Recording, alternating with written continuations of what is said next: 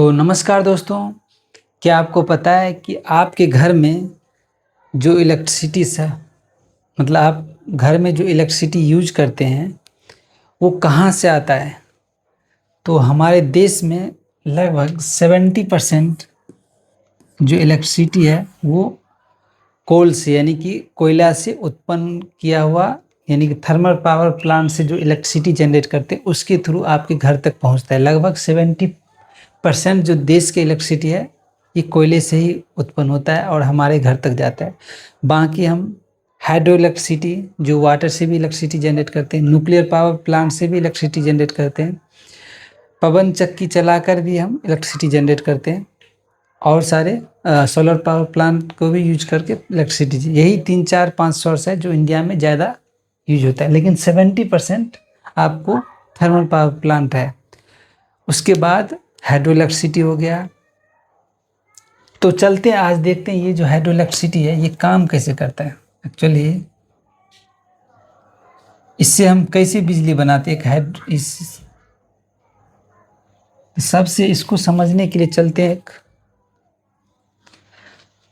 जैसे आपको पता है कि हम कोयले को क्या करते हैं, खनिज से यानी कि ज़मीन से निकाल के हम कुछ इस तरीके से ट्रेन के द्वारा हम उस थर्मल पावर प्लांट में लाते हैं और इस कोयले को एक बारीकी में पीस लेते हैं, पाउडर बनाते हैं एक बारीकी में और उसके बाद इसको हम बॉयलर में डालते हैं।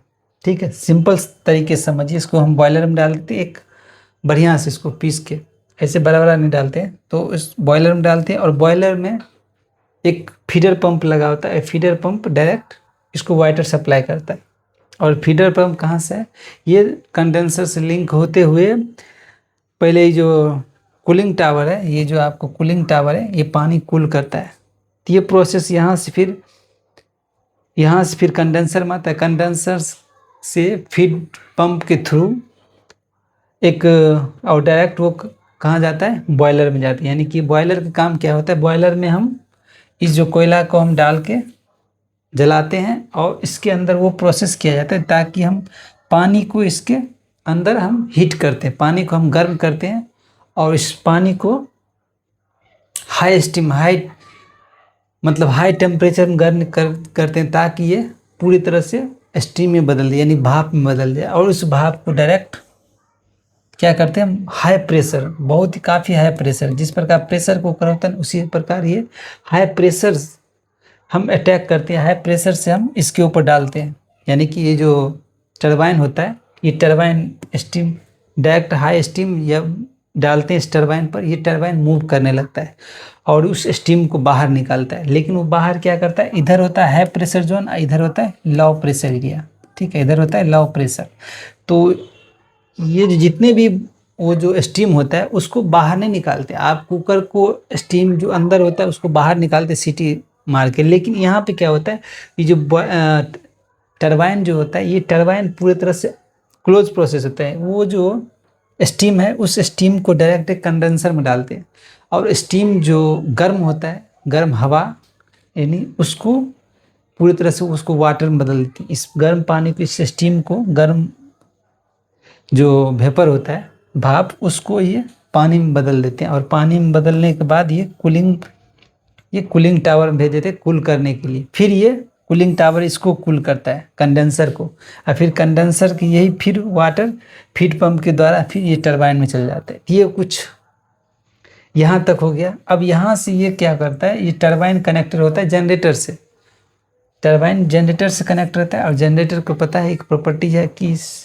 यानी कि मैकेनिकल एनर्जी को इलेक्ट्रिक एनर्जी में कन्वर्ट करता है। तो चाहे इस जनरेटर को आपने, जैसे कि एक जनरेटर होता है इसे हैंडल मारने वाला, उसको एक इंजन लगता है, इसका शाफ्ट जो कनेक्ट होता है उस इंजन से, आपने गांव में यूज किया होगा वो जनरेटर।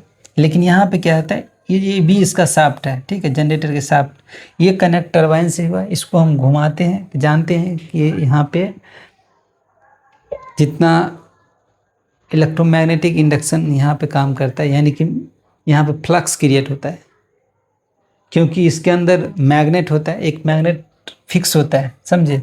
इसके अंदर मैग्नेट फिक्स होता है। हम कॉइल, ये जो है इसके हम कॉइल, ये जो शाफ्ट है उसके अंदर में आर्मेचर के साथ कॉइल वाइंडिंग क्या होता है। और जब भी हम जानते हैं एक प्रॉपर्टी है कि हम कॉइल को मूव करें चाहे मैग्नेट को मूव करें कंडक्टर के आसपास, तो उसमें इलेक्ट्रिसिटी जनरेट होता है।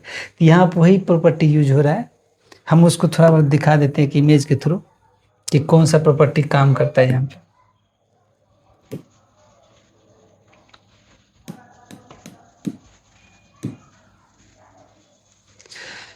हम मैग्नेट को इसके अंदर डालें या फिर इसको हम इसके आगे पीछे मूव करें तो इसके अंदर जो फ्लक्स है लिंक करेगा कंडक्टर के साथ और चेंज हो, जैसे ये चेंज होगा इसके अंदर ईएमएफ जनरेट होगा और ईएमएफ जनरेट हुआ तो ये क्लोज लूप बनाएगा सर्किट। तो इसके अंदर लोड को भी कनेक्ट करें, बल्ब कुछ भी कनेक्ट करें तो उसके अंदर करंट आ जाता है। तो यही प्रॉपर्टीज वहाँ पे भी काम होता है क्योंकि वहाँ पे भी फ्लक्स बनता है, यानी मैग्नेटिक फ्लक्स जिसको बोलते हैं, वो फ्लक्स बनता है इस जनरेटर के अंदर। वो मैं जनरेटर वाले वीडियो में बता चुका हूँ, तो वहाँ से आप देख सकते हैं। तो जनरेटर ये फ्लक्स बनता है क्योंकि इसके अंदर बहुत सारे कॉपर वाइंडिंग होता है और कॉपर रोटेट करता है यहाँ पे मैग्नेट के चारों ओर। तो जैसे रोटेट करेगा यहाँ पे, तो मैं आपको बताया हूँ कि यहाँ पे क्या होता है कि यहाँ पे ये बल्ब को जलाने के लिए आप इसको रोटेट कीजिए इसके आगे पीछे या ऊपर से भी रोटेट, कोई दिक्कत नहीं, आप यहाँ से रोटेट कीजिए तो भी इसमें इसके अंदर प्रभाव पड़ेगा फ्लक्स, क्योंकि इसके अंदर जो है ना फील्ड होता है, ये मैग्नेटिक फील्ड लाइन, ये इंटरसेप्ट करेगा इसको कंडक्टर और लिंक करेगा और चेंज होगा तो इसके वजह से ईएमएफ इंड्यूस होगा। ठीक है, हम ऊपर से भी करेंगे तो भी देखिए ऊपर से करते हैं तो भी इसमें बल्ब जलता है हल्का फुल्का। ठीक है, क्योंकि जितना फ्लक्स लिंक होगा उतना ही तो जलेगा। तो ये देखिए यहाँ पे भी, और जैसे हम ऐसे करते हैं तो ज़्यादा इसमें इलेक्ट्रिसिटी करंट ज़्यादा आ जाता है। मतलब इसका क्या कह रहा है, इसकी स्पीड भी डिपेंड पड़ता है, चाहे आप इसकी स्पीड करो या फिर इसकी स्पीड, या और दूसरी बात नंबर ऑफ टर्न्स जो है ये कॉइल, इसके ऊपर भी डिपेंड करता है कि इसमें कितना ईएमएफ इंड्यूस हो रहा है और जिसकी वजह से करंट जनरेट होगा। तो आप इसको आगे पीछे घुमाइए, ठीक है, आगे पीछे ऐसे वैसे घुमाइए, ठीक है, ऐसे घुमाइए, कैसे भी घुमाइए या फिर रोटेट कीजिए, कोई दिक्कत नहीं है, लेकिन आपको करना पड़ेगा तभी इसमें इलेक्ट्रिसिटी जनरेट होता है। तो यहाँ पे भी जनरेटर में वही प्रॉपर्टी यूज है ट्रांजिस्टर में। और ट्रांसफार्मर जानते हैं, ट्रांसफार्मर एक step up step down transformer होता है जिसके अंदर वाइंडिंग होता है, प्राइमरी सेकेंडरी वाइंडिंग, जो एक ट्रांसफार्मर वाला वीडियो में बताया हूँ। तो स्टेप अप स्टेप डाउन दो तरह के ट्रांसफार्मर, या चाहेगा इसको वोल्टेज को बढ़ा के इसको ट्रांसमिशन लाइन को दे के वो ट्रांसमिट करेगा दूर तक, या फिर स्टेप डाउन करके वो नियर बाई एरिया में भी भेज सकता है। तो ये ट्रांसफार्मर की प्रॉपर्टीज है। तो यहाँ से हम इलेक्ट्रिसिटी जनरेट कर लेते हैं क्योंकि ईएमएफ मेनली ईएमएफ इंड्यूस होता है जनरेटर में। ईएमएफ इंड्यूस तो जानते हैं, वो ईएमएफ एक प्रकार का वोल्टेज होता है, वोल्टेज जैसे हो गया तो करंट आएगा ये। तो ये इस तरह से हम मतलब यहाँ से कोयला निकालते हैं, हम ट्रेन के मदद से हम इस थर्मल पावर प्लांट में लाते हैं और यहाँ से इस मशीन में हम इसको पीसते हैं, एक पाउडर बनाते हैं छोटे छोटे, और इस पाउडर की मदद से हम बॉयलर में भेजते हैं उसको। और ये बॉयलर क्या क्या काम होता है कि बॉयलर में हम कोयला को बर्न करते हैं जिससे हम, और उसमें हम पानी को बहुत हाई टेम्परेचर पर गर्म करते हैं जिससे वो जो वाटर होता है वो स्टीम में, पानी जो है भाप में बदल जाता है और ये भाप आगे तक जाके हाई प्रेशर से हम टरबाइन के ऊपर हम अटैक करता है, भाप का प्रेशर बनता है इसके ऊपर, तो ये टरबाइन मूव करने लगता है। और ये जो मूव जितने भी भाप है सब 1% भाप भी टरबाइन की मदद से बाहर नहीं आता है।